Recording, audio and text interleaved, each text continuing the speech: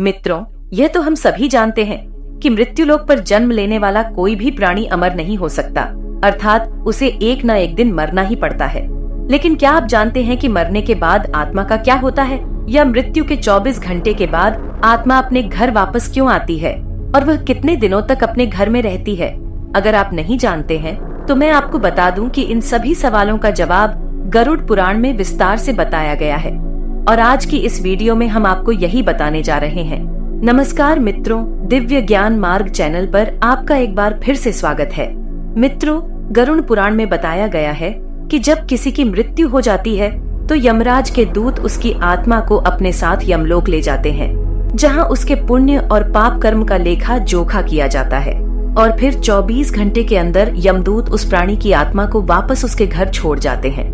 यमदूत के द्वारा वापस छोड़ जाने के बाद मृतक की आत्मा अपने परिजनों के बीच ही भटकती रहती है और अपने परिजनों को पुकारती रहती है, लेकिन उसकी आवाज कोई नहीं सुन पाता। यह देख मृतक की आत्मा बेचैन हो जाती है और जोर जोर से चिल्लाने लगती है, तब भी उसकी आवाज को कोई नहीं सुनता।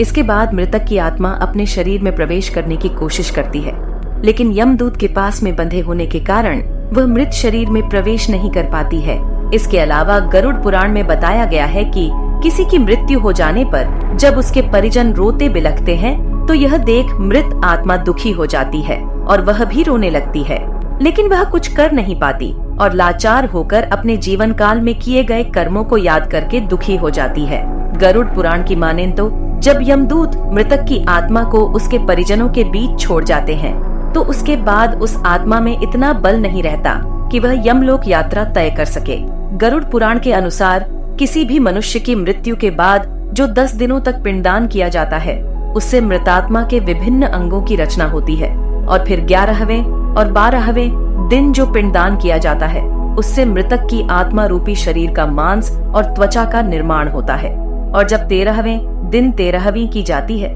तब मृतक के नाम से जो पिंडदान किया जाता है, उससे ही वो यमलोक तक की यात्रा तय करती है। अर्थात मृत्यु के पश्चात 13 दिनों तक जो मृत आत्मा के नाम से पिंडदान किया जाता है, उसी से आत्मा को मृत्युलोक से यमलोक तक जाने का बल मिलता है। मित्रों, गरुड़ पुराण में बताया गया है कि जब किसी मनुष्य की मृत्यु हो जाती है तो उसकी आत्मा 13 दिनों तक अपने परिजनों के बीच भटकती रहती है, और इसके बाद मृतक की आत्मा मृत्युलोक से यमलोक के सफर पर निकल पड़ती है, जिसे पूरा करने में उसे 1 साल यानी 12 महीने का वक्त लगता है। मान्यता के अनुसार 13 दिनों तक किया गया पिंडदान इस 1 वर्ष मृतक की आत्मा के लिए भोजन के समान होता है। मित्रों, अब आपके मन में सवाल उठ रहा होगा कि अगर किसी मृत आत्मा के निमित्त पिंडदान नहीं किया गया तो क्या होगा? तो मैं आपको बता दूं कि इसका भी वर्णन गरुड़ पुराण में विस्तार से किया गया है, जिसके अनुसार जिस उम्र तक आत्मा के नाम से पिंडदान नहीं किया जाता है, उसे 13वीं के दिन यमदूत जबरदस्ती घसीटते हुए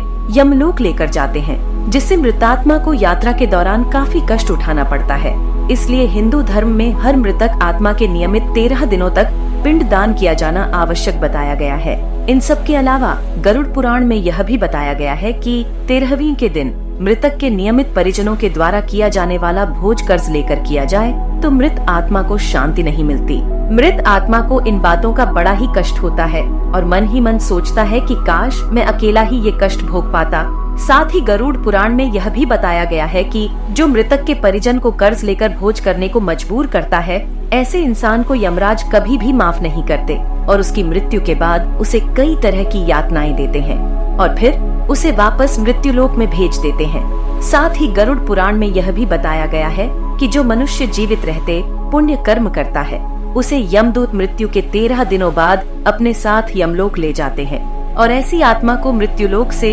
यमलोक तक जाने वाले मार्ग में किसी भी तरह का कष्ट नहीं झेलना पड़ता। वहीं जो मनुष्य अपने जीवन काल में बुरे कर्म करता है, उसे यमदूत पूरे रास्ते कई तरह की यातनाएं देते हैं, जिससे वह थर थर कांपने लगता है और यमदूतों से बार बार क्षमा मांगता है, लेकिन यमदूत उसे क्षमा नहीं करते। इसके बाद जब पुण्य आत्मा यमलोक पहुंचती है तो यमराज उसे स्वर्ग लोक भेज देते हैं, जबकि पापी आत्मा को उसके द्वारा किए गए बुरे कर्मों की सजा भुगतने के लिए नर्क भेजते हैं, और सजा पूर्ण होने के बाद ऐसी आत्मा को वापस निम्न योनि में मृत्युलोक भेज देते हैं। तो मित्रों, उम्मीद करती हूँ कि आपको समझ में आ गया होगा कि आखिर मृत्यु के 24 घंटे बाद आत्मा अपने घर वापस क्यों आती है अगर समझ आया हो तो वीडियो को ज्यादा से ज्यादा लाइक और शेयर करें। साथ ही ऐसी आध्यात्मिक जानकारी के लिए हमारे चैनल दिव्य ज्ञान मार्ग को अब भी सब्सक्राइब करें। फिलहाल आज के लिए बस इतना ही। मिलते हैं एक और नए वीडियो में, तब तक के लिए आप लोग अपना ख्याल रखिए।